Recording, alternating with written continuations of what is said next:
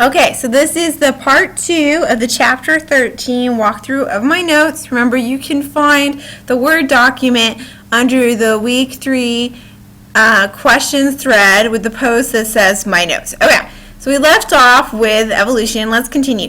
Pesticides control insects and prevent them from eating crops, transmitting diseases such as malaria or just annoying us. But widespread use has led to unintended evolution of pesticide resistance in insect populations.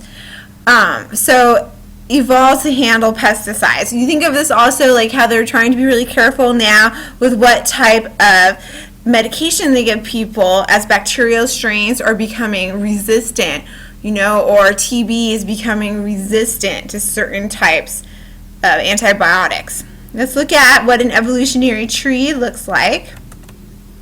So you see it has the common ancestor, then it says what evolved. So these dudes evolved before this, tetrapod limbs. Then amphibians split off with whatever.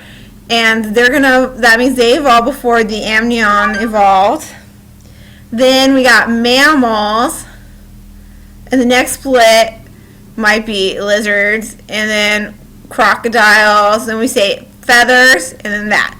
So that is a grouping of common traits. So you have the least splits possible is what you want to do. Okay? Blah, blah, blah. So you go, which number represents the most recent common ancestor of humans and canaries? And it would be the mammals, because canaries is birds. Okay? So that'd be at 3 on the above picture. Let's see. Yep, because that's where mammals split off, and then birds end up way over here. Okay, let's continue down. A population is the smallest biological unit that can evolve. So the individual doesn't evolve, but it leads to the evolution of a population when you get that collection of good traits, right? Or good adaptation. Gene pool. Gene pool is the total collection of alleles in a population at any one time. We want this to be pretty diverse because it allows for a healthier population that can handle changes in the environment better. However, of course, some populations have a very small gene pool, such as cheetahs. Mutations tend to be slow, and sexual reproduction tends to be faster, both involving random processes to produce genetic variation. So mutations seem to rarely happen, right? And sexual reproduction, of course, happens every time a couple of animals or critters reproduce. So that's going to be a lot faster than the very rare mutations, which mutations can be good or bad, as we discussed in week 2. Another checkpoint. So variation is random, but natural selection enables the best changes to thrive.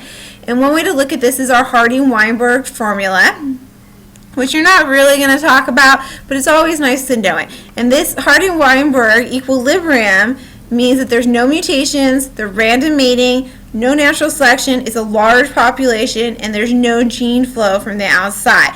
So we basically, when we're doing this, what we want to see is a population in equilibrium, because that's probably not so happy for the population, or is it not in equilibrium?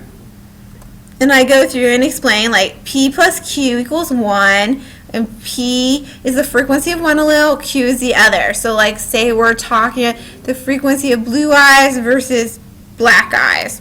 Just making up stuff. P squared plus 2PQ plus Q squared equals 1. So this P squared is now the frequency of having 2 blue eyes, because we said P was blue.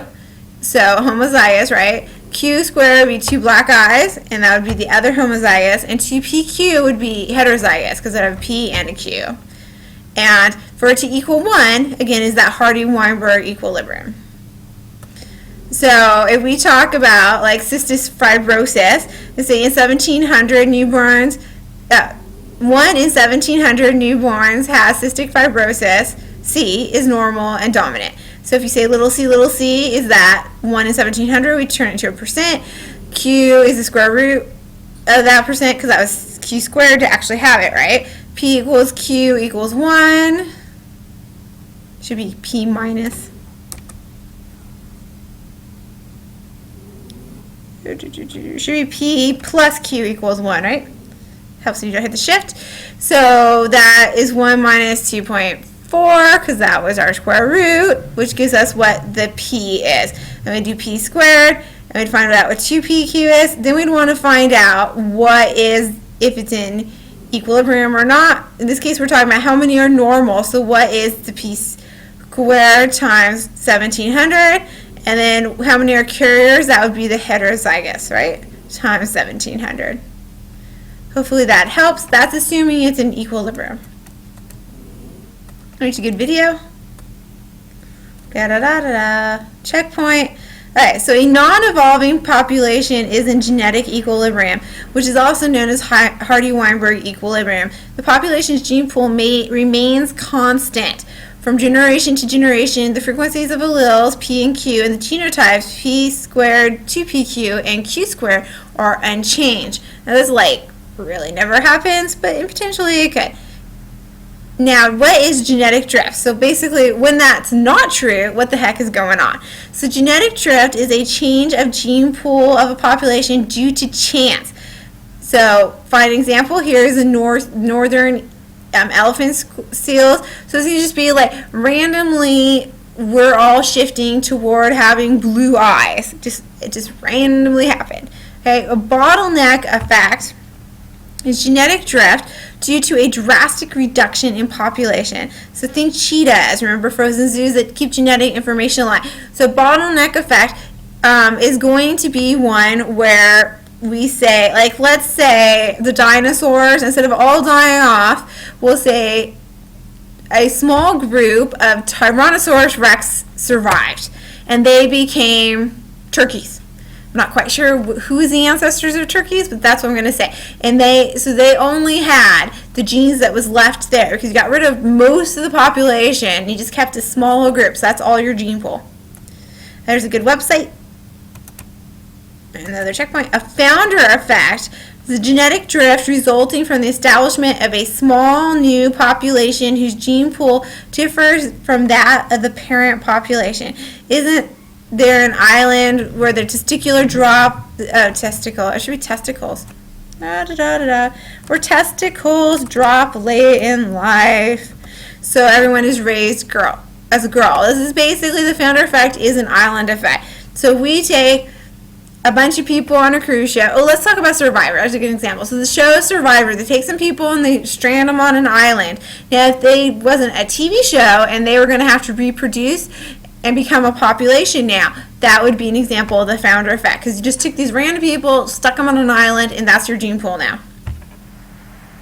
Gene flow is individuals migrate in and out of the population and share genes. It only takes a little to keep up a nice, good gene flow. So say we had a bottleneck population, but now there's an outside source of cheetahs, because we're talking about cheetahs, why not? And so the cheetahs come in and reproduce, of course, or they leave. Now that's going to get our genetic diversity up a lot higher than it otherwise would. So just think flow inside to out.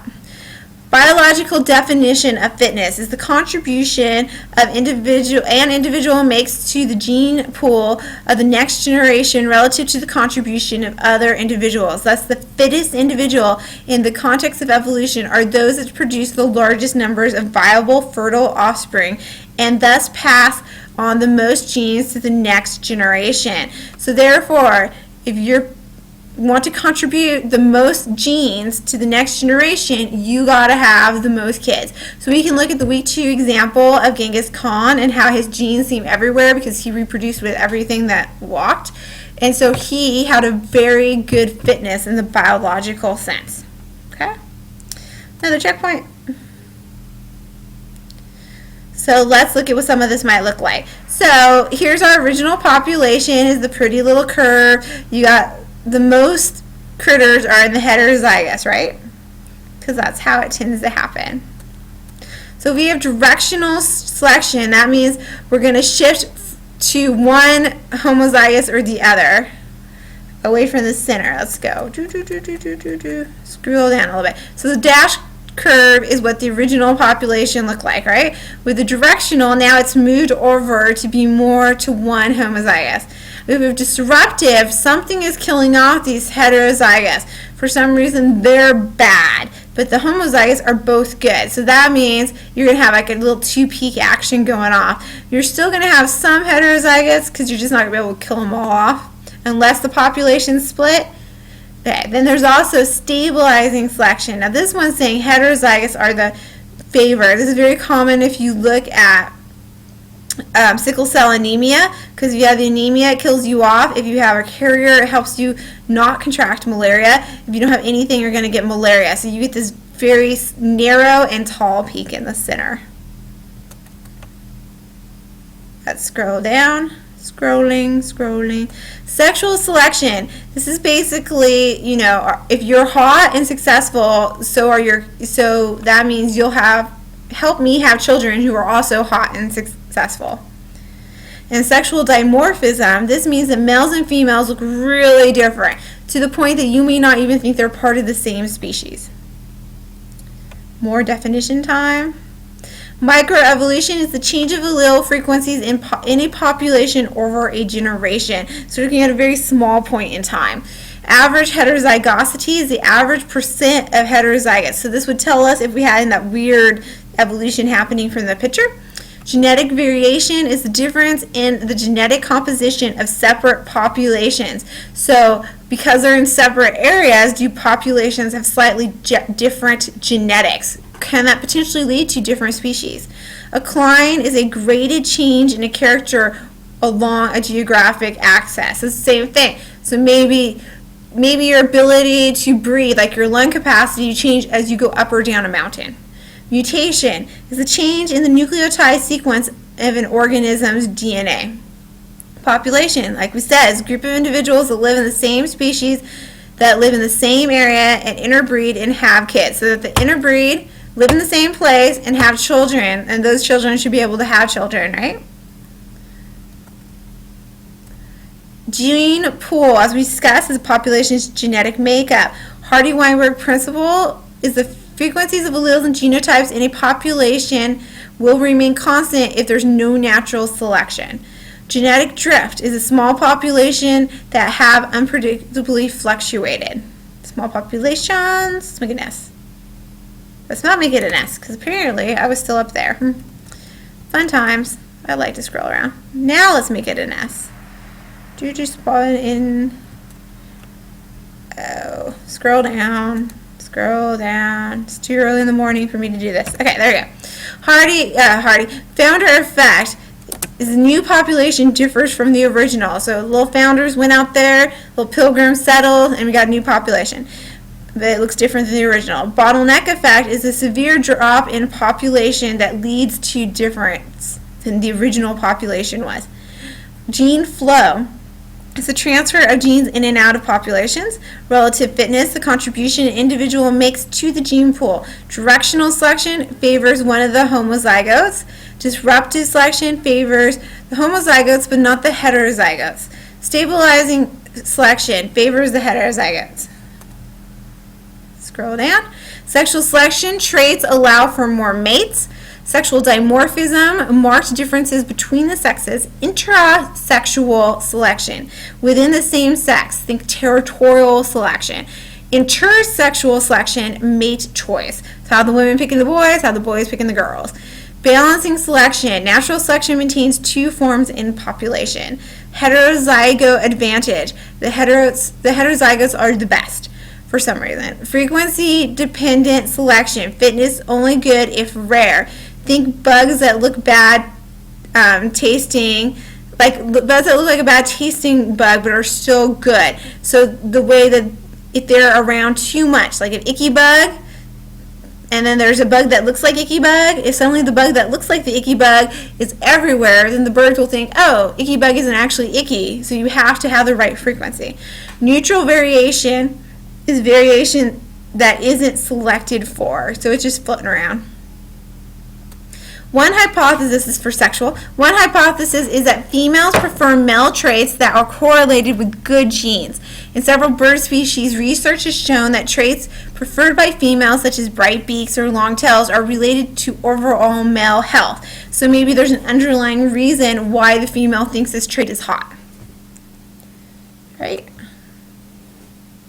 And we're to chapter 14. Woohoo! I hope this helped to make chapter 13 a lot more logical